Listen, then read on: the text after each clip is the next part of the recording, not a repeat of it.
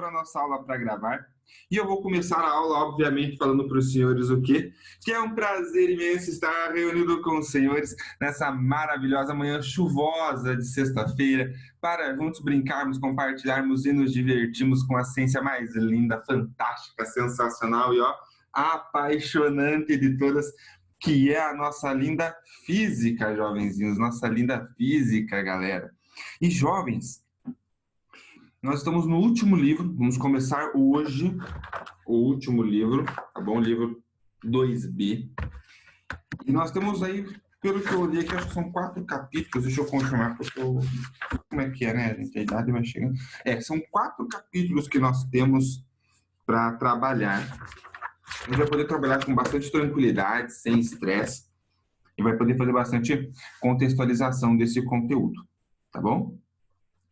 E a gente vai começar falando sobre quantidade de movimento e impulso. E, jovens, impulso é uma grandeza que é até fácil a gente conseguir imaginar o que ela é. Só que a quantidade de movimento não. A quantidade de movimento é uma grandeza totalmente abstrata. Mas aqueles vídeos que eu indiquei para vocês, agora, se não me engano, era o primeiro, que é o daquele canal Ciência Todo Dia, ele dá o exemplo, né, do carrinho de bebê e do carro, dos dois baterem numa pessoa, ambos na mesma velocidade, que as consequências dessa batida seriam diferentes. Por quê? Porque depende da quantidade de movimento que cada veículo tem. Então ali ele consegue fazer essa relação da velocidade com a massa, e é essa discussão que a gente vai começar a construir agora, a partir dessas grandezas, quantidade de movimento e impulso que você pode aplicar em um corpo. Beleza? Então vamos lá, jovens. Eu vou compartilhar a minha tela com os senhores.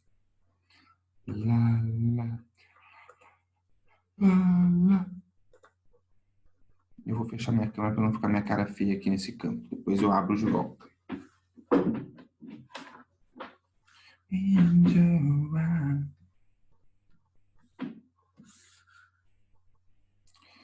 Vamos lá, que eu vou usar minha mesa digitalizadora de última geração, super moderna, para poder falar com vocês aqui.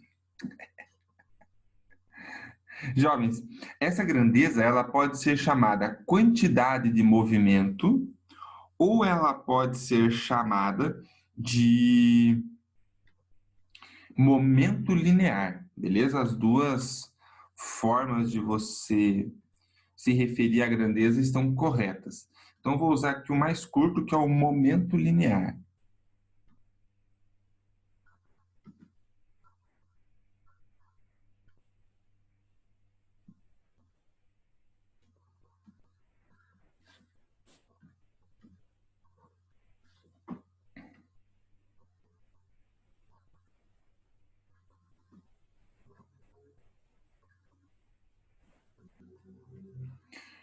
Então, vamos lá, jovens. Momento linear nós podemos representar pela letra Q de queijo ou pela letra P de pato, tá bom? Eu vou representar, jovens, pela letra Q de queijo, tá bom?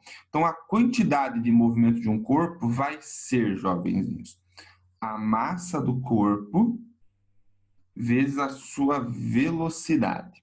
Só que, jovens, como a velocidade é um vetor, quantidade de movimento também vai ser um vetor.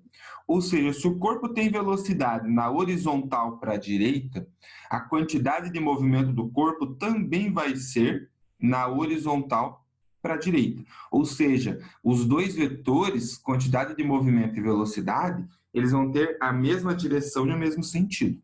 Só não vão ter o mesmo valor numérico porque um vai ter, né, a velocidade multiplicado pela massa. Então, a quantidade de movimento sempre vai ser maior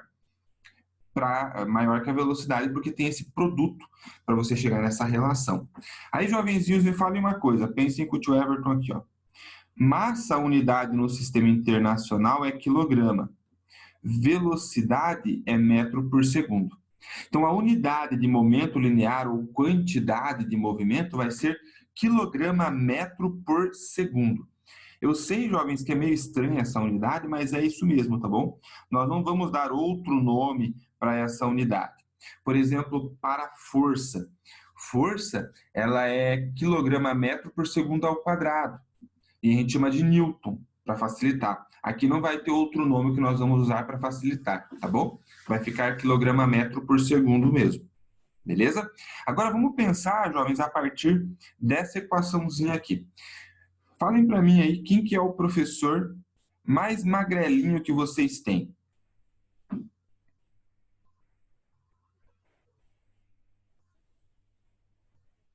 Tome como parâmetro antes da quarentena, tá? Porque tudo pode ter mudado durante a quarentena, não é verdade? Quem era gordinho ficou magrinho, quem era magrinho ficou mais gordinho. Mas quem que era o mais magrelinho dos professores? Vamos pensar aí. Eu acho que é o Zé de Química. Será? Me ajudem aí.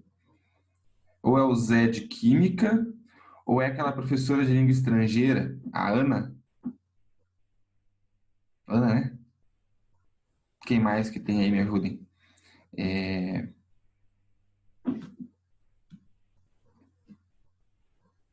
Acho que é a Ana, professor. Então vamos lá, também acho que é a Ana. Então, a professora Ana. E agora, quem que é o mais gordinho? Se falar que sou eu, vou ficar hashtag chateado com vocês. A Luciana é magrela também, hein? A Luciana é magrela também, só que a Lu é mais baixa que a Ana. Então, acho que, como as duas aprendem a ser magras, a Ana tem uma massa menor. O professor é... Ah, que legal. Ha, ha, ha, ha. Não era o mais gordinho, não. Certeza que tem um professor mais gordinho que eu. Tá, eu sei que eu não sou magro. Carola. Carola, né, não? Não. Vou pôr o Carola só para trollar ele, porque ele fica trollando os outros. Carola. Beleza, então, jovenzinhos, tá lá. Ana e Carola estão paradinhos. O Afonso. Vamos deixar o Carola que eu já escrevi aqui. Os dois vão ser colocados para correr, jovenzinhos. Os dois correm com a mesma velocidade.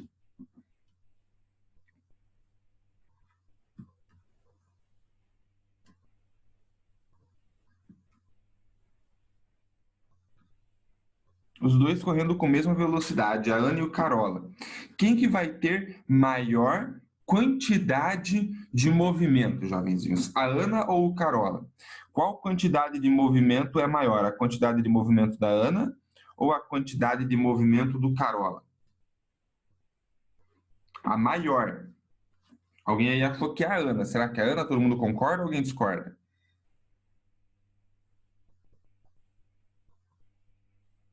Ó, quem tiver a massa maior vai ter a quantidade de movimento maior. Se o Carola é o mais gordinho, então ele vai ter a maior quantidade de movimento. Então a quantidade de movimento do Carola é maior que a quantidade de movimento da Ana. Pensa o seguinte, você tá paradinho de boas. E aí tem o Carola e a Ana vindo na sua direção correndo. E um dos dois vai ter que simplesmente vir correndo e bater em você. Vai vir e vai se chocar contra você. Qual dos dois você prefere que se choque contra você? A Ana ou o Carola? A Ana, né? Porque como ela é mais magrinha, vai ser mais fácil parar o corpo dela, né? Então esse choque vai causar um estrago menor do que com o Carola. Então vejam, jovens, que a quantidade de movimento ela vai depender dessa grandeza que é o quê? A massa, tá bom? A massa vai ser importante nesse sistema. Quanto mais massa o corpo tem, maior é o seu momento, maior é essa quantidade de movimento.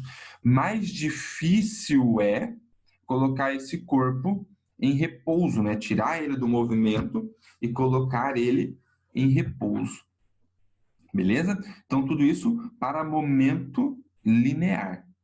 Tá bom? Jovens, agora vamos pensar no impulso.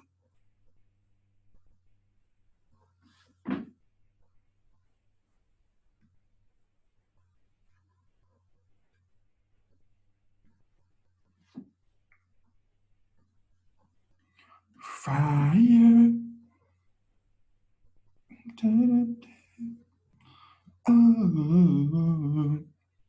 Professor, Oi, pode falar. esse daqui é do livro 2B? Sim, livro 2B, página 85, capítulo 14, frente B. Tá, obrigada. Jornada.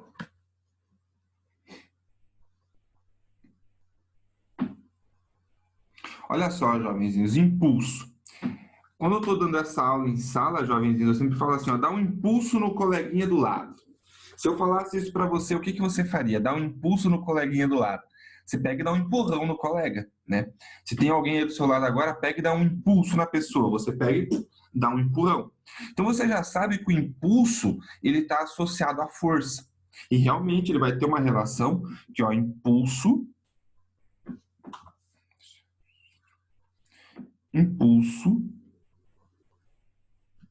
ele vai ser a força que você aplica no corpo vezes o tempo que você fica aplicando essa força no corpo. Então ele vai ser isso, ó, força vezes tempo. Só isso, jovenzinhos, só isso. Pensem comigo o seguinte: força no sistema internacional é Newton. Tempo no sistema internacional é segundo. Então a unidade de medida para impulso, jovenzinhos, vai ser o Newton segundo. Beleza?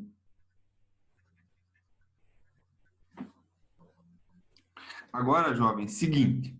Onde a gente vai ver essa relação de impulso com a força vezes tempo? Pensa comigo. Vou até interromper meu compartilhamento de tela aqui um pouquinho, depois eu já volto, tá bom?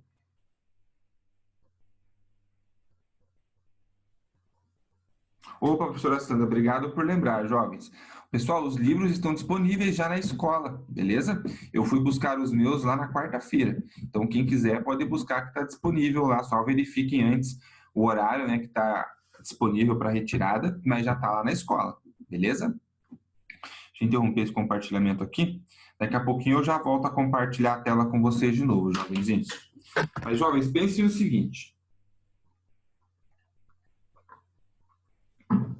O que eu vou falar agora é uma realidade mais próxima de vocês do que de mim.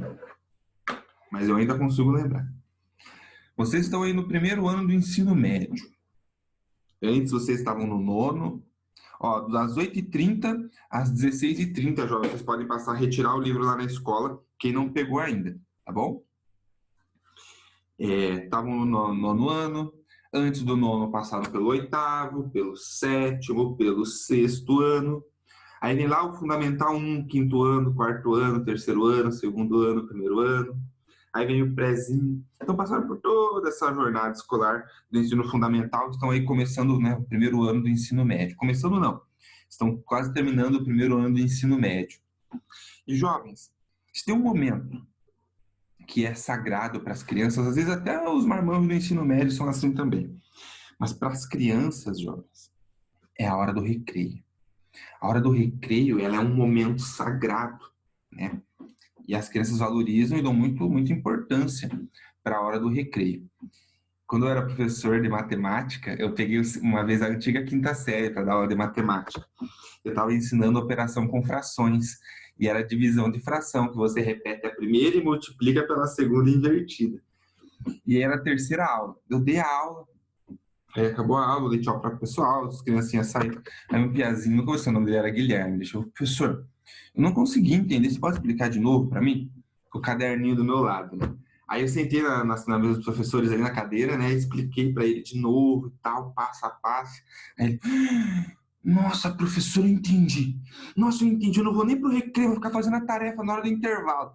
Falei, gente, pensa a empolgação da criança para não querer ir pro intervalo para fazer a tarefa de matemática. Pense num guri que ficou feliz porque entendeu. Então, recreio para eles é um negócio sagrado. Para ele abrir mão do recreio, jovens, foi um momento muito marcante para ele. Mas quando você sai na hora do intervalo, na hora do recreio das crianças, geralmente, quando são as crianças menores, aonde que elas estão? Elas estão no parquinho da escola.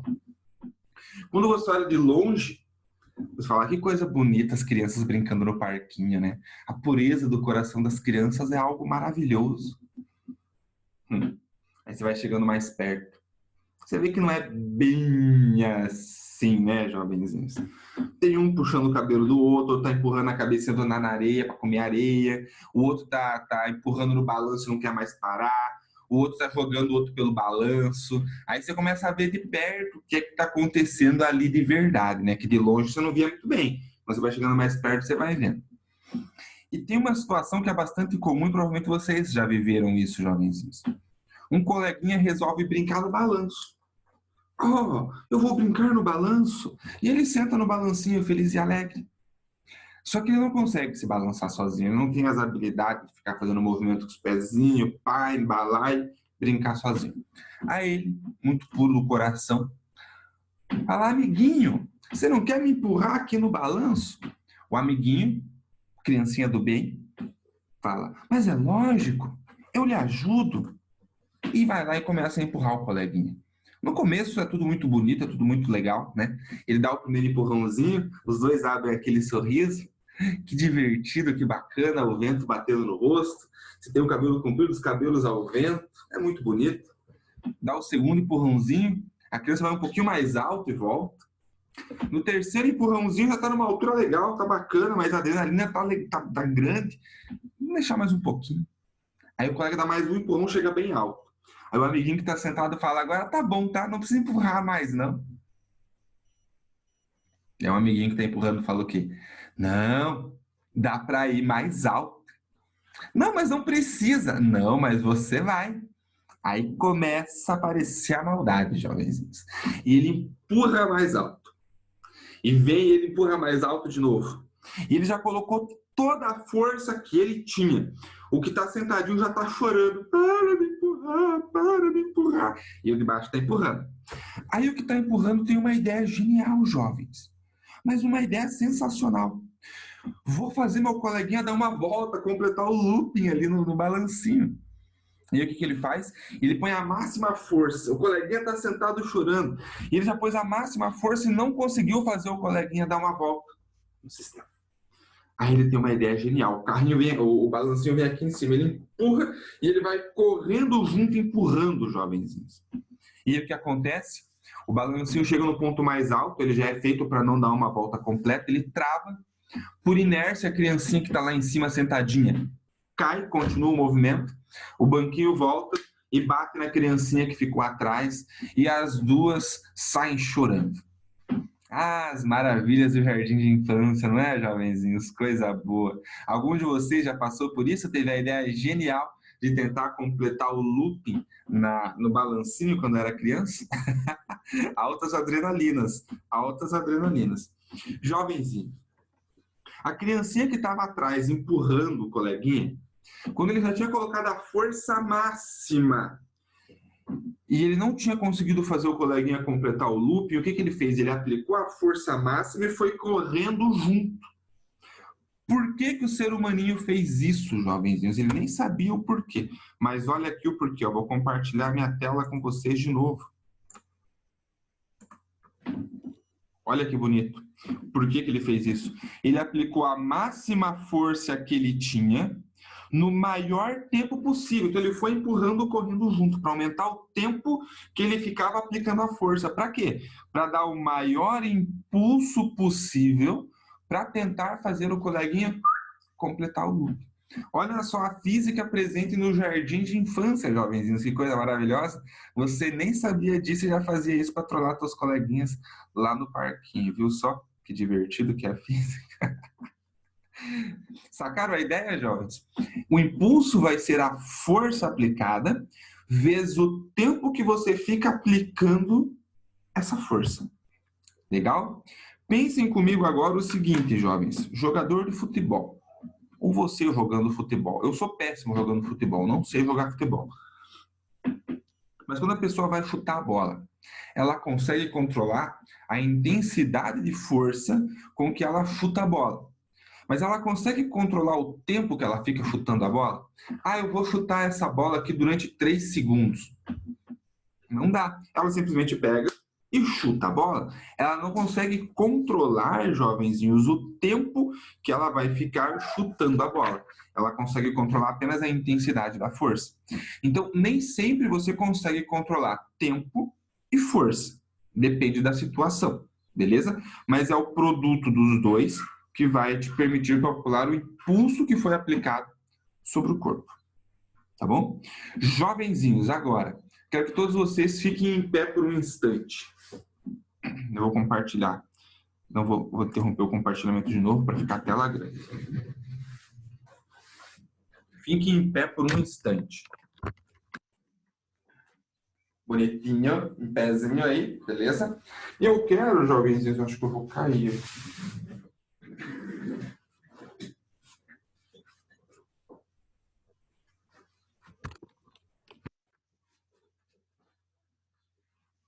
Eu quero que você dê um pulinho. Vai em pé. Vou fechar aqui com as coisas que eu sei como eu não gosto do auditório. Você fica em pé e dá um pulinho. Sem problemas. Dá o pulinho aí que eu vou esperar. É para pular, Natália. Você não pulou ainda. Ramon também. Kelly, não adianta ficar disfarçando. É para pular. Dá um pulinho aí. Adão também.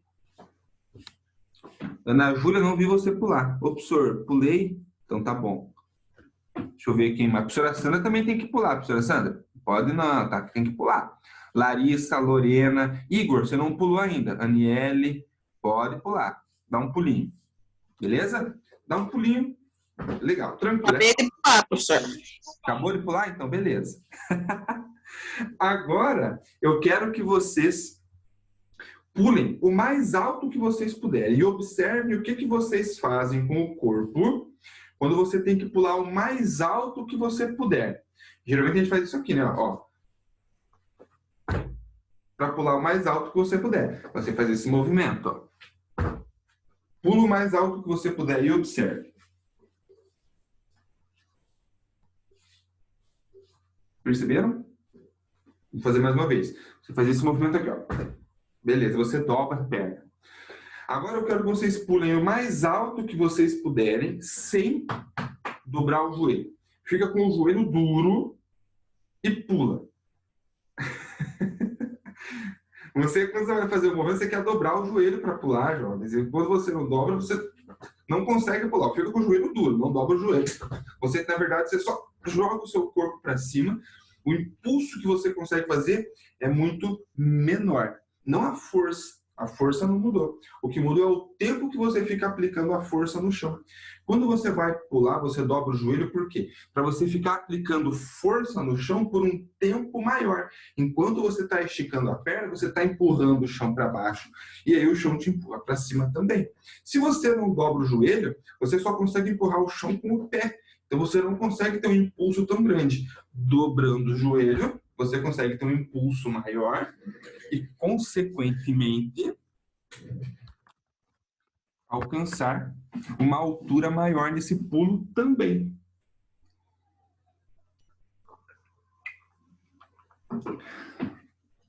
Beleza?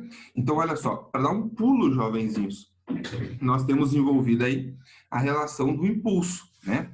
Não é só a força que vai ser importante. O tempo que você fica aplicando a força no corpo também vai ser bastante importante. Beleza a ideia? Tranquilos? Então vou compartilhar a tela lá de novo, jovenzinhos.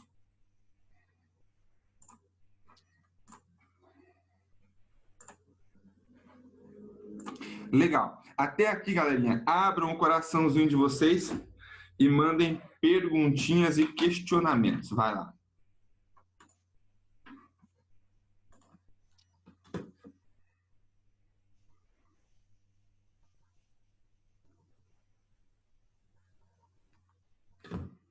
Beleza? Então tá. Agora, jovens, essa forma aqui que eu escrevi, impulso igual a força vezes tempo, ela só pode ser usada, galera, se a força que você está aplicando sobre o corpo, ela é constante, tá bom? Então, vou colocar essa observação aqui, eu vou pôr ela numa cor bem chamativa aqui. Vou pegar um rosa aqui, bem chamativo, ó.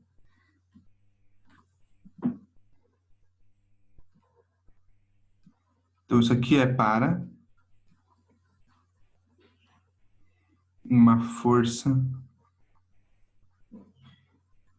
constante, beleza? Então, para uma força constante, jovenzinhos, você pode usar essa equação aqui para o impulso.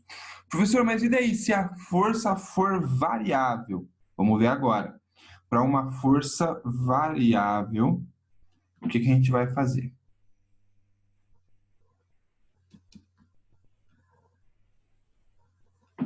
Jovens, para força variável, necessariamente a nossa análise vai ser gráfica. E eu já fico imaginando o rostinho de felicidade de vocês, porque vocês adoram gráfico, né?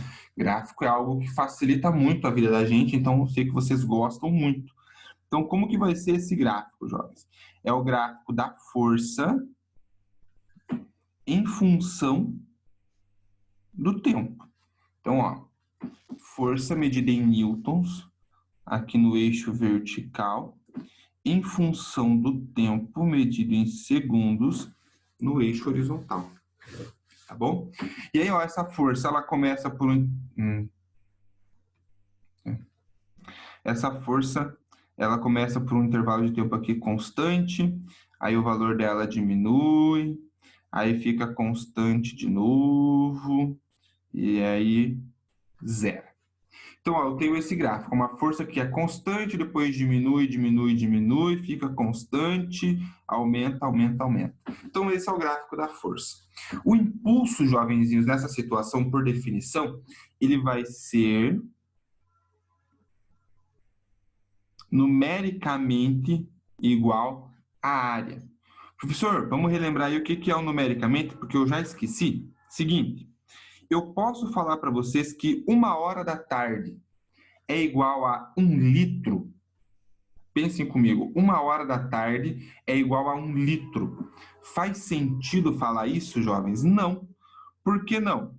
Porque são coisas diferentes.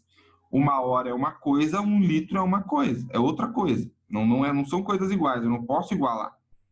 Mas, jovens, 1 é igual a 1. Então, 1 hora é diferente de 1 litro, mas 1 é igual a 1. Por isso que a gente coloca o numericamente igual. O que significa isso? A unidade de medida de impulso é diferente da unidade de medida de área, mas os números são iguais. O número do impulso é igual ao número da área, tá bom? Isso que significa esse numericamente igual, beleza? Para esse caso aqui, jovens, como que eu vou fazer o cálculo da área? Ó, essa área que está acima do eixo, jovens, ela é uma área positiva.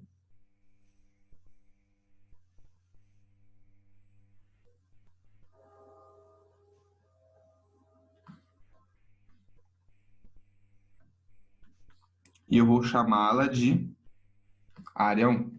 A área que está abaixo do eixo, jovens, ela é uma área negativa.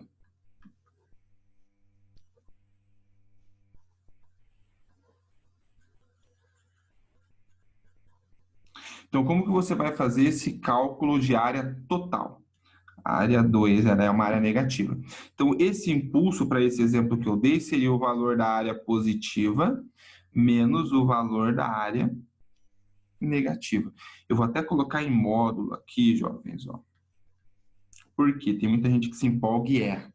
Quando você vai calcular essa área, é a área do trapézio, né? Base maior mais base menor vezes a altura sobre 2.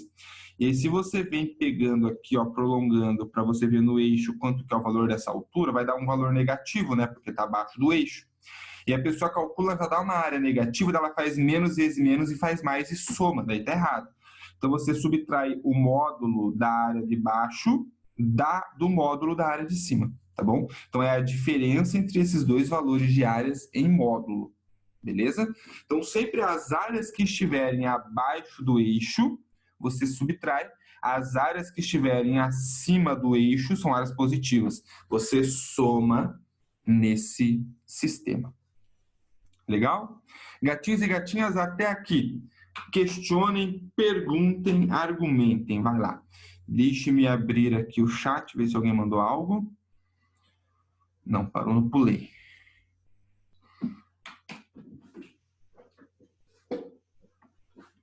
Save. Vamos ver aqui. Piscou, piscou, piscou. Tranquilo. Beleza, jovens. Então, se quiserem dar um print na tela, essa é a hora, porque eu vou pegar uma nova lousa, jovenzinhos. Ficou bonitinha essa lousa, né? Tem até a Ana e o Carola ali, ó. Beleza? Então, vou pegar uma nova lousa, jovens. Espero que tenham dado um print ou anotado tudo.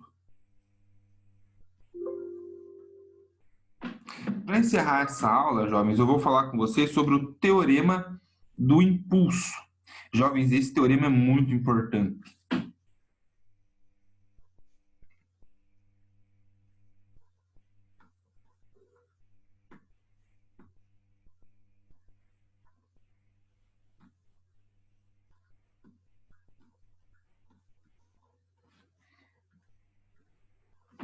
Tô um nojo com esse negócio aqui, né? Olha que legal quando eu passo amarelo por cima do azul, ele fica roxo. Parece, pelo menos.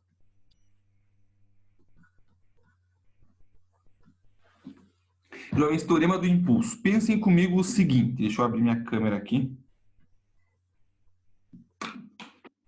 Eu vou usar de exemplo agora. Andressa. Ó, jovens, eu tô com a Andressa aqui em cima da minha mão. A Andressa é minha calculadora, beleza? Então a Andressa tá paradinha aqui na minha mão e eu quero que a Andressa entre em movimento. O que eu preciso fazer, jovenzinhos? Eu posso mentalizar aqui, Andressa, entre em movimento. E ela vai começar a se mexer? Não, né? Eu posso dar um empurrão assim, ó, no ar e aí ela entrar em movimento? Também não, né? Eu tenho que aplicar uma força diretamente sobre ela e aí ela começa a se movimentar. E aí, se eu quero que ela fazer em cima do livro, que eu acho que vai ficar melhor. Aqui, Andressa. Aí, se eu aplico uma força, ó, por um período longo de tempo, ela vai deslizando. Se eu aplico a força, jovenzinhos, por um tempo curto, ó,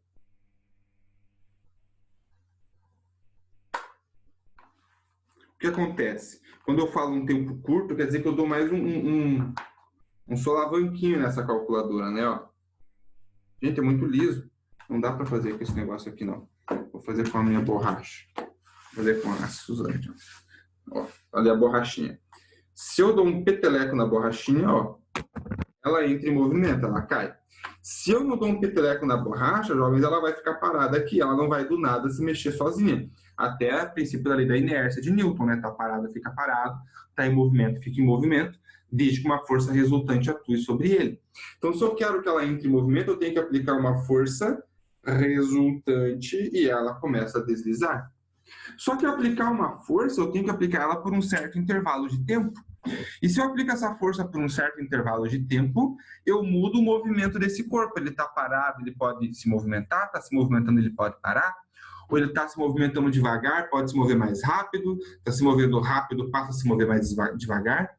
Então, o que significa tudo isso? Que quando eu aplico uma força por um tempo, eu mudo a velocidade do corpo. Então, jovens, esse teorema do impulso relaciona isso, essas duas grandezas. Ó. Eu posso dizer que quando eu aplico um impulso em um corpo, esse corpo sofre uma variação da quantidade de movimento. Impulso gera variação da quantidade de movimento. Se você aplica uma força em um corpo e ele está parado, ele entra em movimento. Se ele está em movimento, ele pode aumentar ou diminuir esse movimento. Ou seja, uma variação na quantidade de movimento desse corpo. Beleza? E você pode abrir essa equaçãozinha simpática aqui, ó. Eu sei que impulso vai ser força vezes tempo. Variação vai ser quantidade de movimento final menos a quantidade de movimento inicial. Quantidade de movimento, nós vimos que é massa vezes velocidade. Então, é massa vezes a velocidade final menos massa vezes a velocidade inicial. Dá para pôr a massa em evidência aqui, né, jovenzinhos? Então, ó, fica massa vezes velocidade final menos a velocidade inicial.